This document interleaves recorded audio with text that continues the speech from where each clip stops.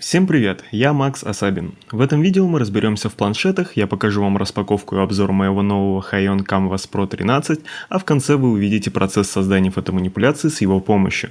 Кстати, там же будет информация о том, что нужно от вас, чтобы заставить меня выложить новое 3-часовое видео с полным процессом создания этой работы с нуля. Спойлер, лайки. Итак, если вы хотя бы чуть-чуть знакомы с миром цифровой графики и дизайна, то наверняка слышали о графических планшетах. Но что же он представляет из себя? Может быть это? Или это? Какой из этих предметов правильно называть графическим планшетом? Окей, вот, это графический планшет, на нем нет экрана. Как же тогда рисовать? Так же, как вы управляете мышкой. Рука с пером вне поля вашего зрения, а управляя ей, вы смотрите в свой основной монитор. Но это ведь совсем не так, как на бумаге.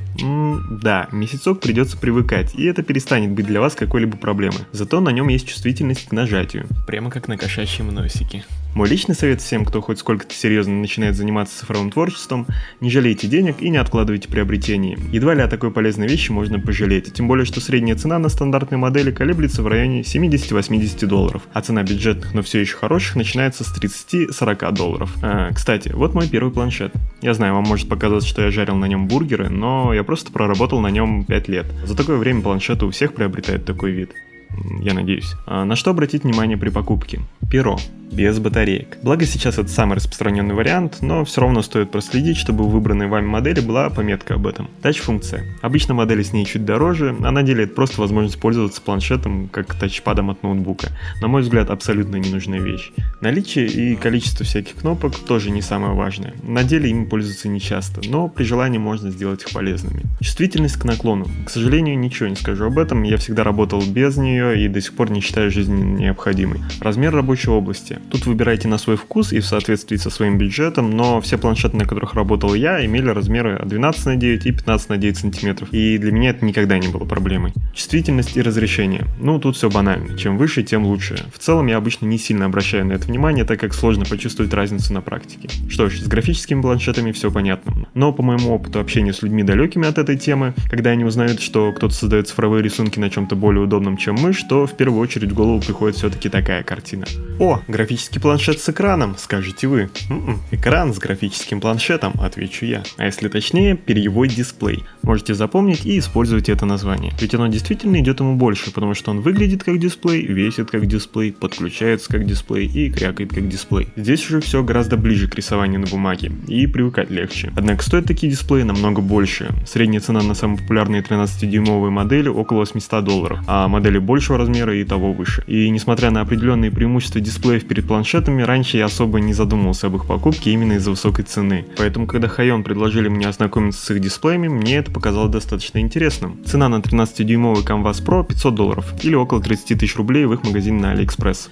Итак, давайте взглянем, что же мне пришло. Сразу под крышкой нас ждет милая приветственная открытка с благодарностью и контактной информацией и сам дисплей в упаковке. За подложкой, гарантийным талоном и ссылками на загрузку драйверов мы видим подставку под планшет, а под ней все аксессуары. Это непосредственно перо интересной формы, перчатка для рисования, разветвленный кабель для подключения USB Type-C с одной стороны и HDMI USB сетевой кабель с другой, инструкция, подставка под перо в виде пончика с дополнительными наконечниками внутри и блок питания. Сам дисплей помимо упаковки прикрыт еще и защитной пленкой. Это мой первый перьевой дисплей, так что будет логичным сперва рассказать об ощущениях в работе с новым для меня типом устройств в целом. Дисплей пришел ко мне почти месяц назад, и я уже успел им хорошенько попользоваться и перестроиться на него с моего старого планшета. Да, для людей, не пользующихся всем этим, это покажется странным, но я привык работать на обычных планшетах, хотя они максимально далеки от рисования на бумаге. И у меня было стойкое ощущение, что эта привычка сыграет со мной злую шутку, когда я наконец смогу рисовать и смотреть в одном и том же месте.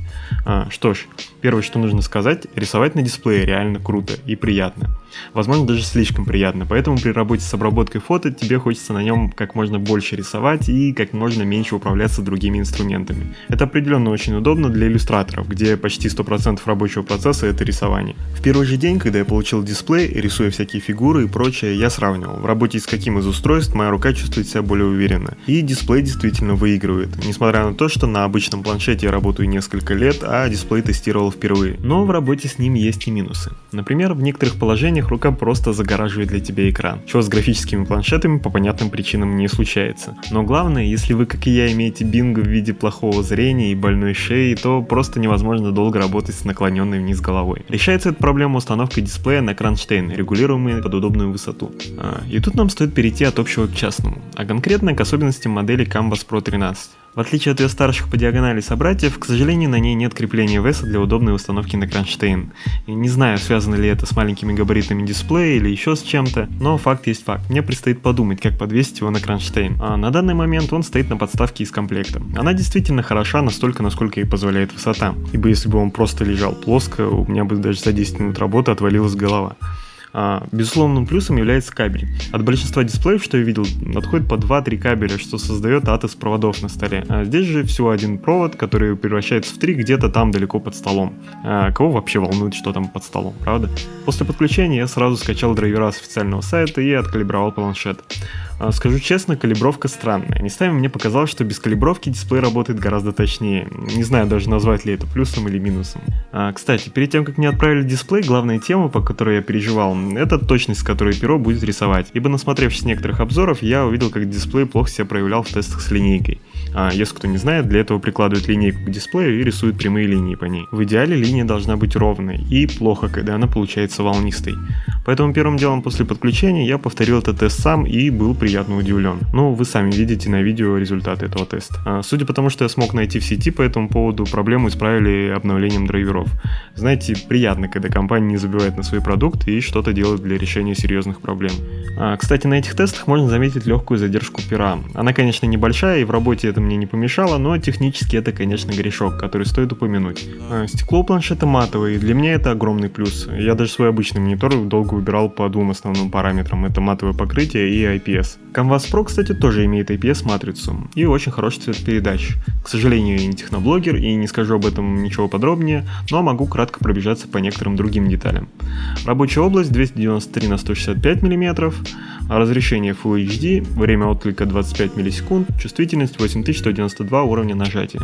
Слева имеется сенсорная полоска и 5 кнопок, 4 из которых настраиваемые, а 5 меняет режим полоски. Это может быть масштабирование, изменение размера кисти и прокрутка. Но вообще кнопки на планшетах это вечная тема, с которой я не могу ужиться. Конечно, они не мешают, но и привыкнуть пользоваться ими для меня сложно. Я пытался, но быстро вернул руку на свою клавиатуру. Может, кто-то со мной поспорит, но единственный способ заставить меня пользоваться кнопками на планшетах — это добавить туда полноценную клавиатуру. Но я, конечно, боюсь представить, как будет выглядеть такой мутант. У пера, кстати, есть чувствительность к наклону. Как я говорил ранее, я никогда не пользовался планшетами с такой функцией, поэтому сложно оценить ее качество на этом устройстве. Я даже не придумал, как ее использовать. Я настраивал на нее и форму кисти, и повороты, прозрачность, и только последнее для меня хоть как-то было полезно. Возможно, кто-то из моих подписчиков активно использует наклон пера. Буду благодарен, если вы подскажете, что с этим делать. Есть еще перчаточка. Достаточно милая и хорошая вещь, которую я буду надевать раз в месяц, потому что в остальное время мне лень. Итак, каков мой вердикт? Дисплей определенно заслуживает внимания, особенно для иллюстраторов. Единственный минус, который я заметил, это отсутствие крепления и легкая задержка пера. А главные плюсы — это его цена, отличный экран, хорошая цветопередача, не идеальное, но хорошее перо, удобное подключение и наличие приятных аксессуаров. В общем, это мой первый обзор техники, поэтому я уверен, что я забыл рассказать о чем-то важном, но если у вас будут какие-то вопросы, пишите в комментариях. А в описании я оставил ссылку на официальный магазин Hayon на AliExpress. Если задумаетесь о покупке, обязательно ознакомьтесь подробнее с характеристиками и отзывами там. Кстати, пока я монтировал видео, я обнаружил там 40% скидку. Не знаю, в честь чего и насколько долго, но все равно порадовало. Ну а теперь давайте перейдем к процессу создания моего первого арта на дисплее от Hayon. Внимание! Если мы соберем 2000 лайков под этим видео, я снова опубликую для вас полную версию процесса без какого-либо ускорения. На этот раз длиной чуть меньше 3 часов. Но что важнее, я также поделюсь с вами всеми исходниками этого арта, даже теми, что я лично рендерил в 3D. Всем приятного просмотра.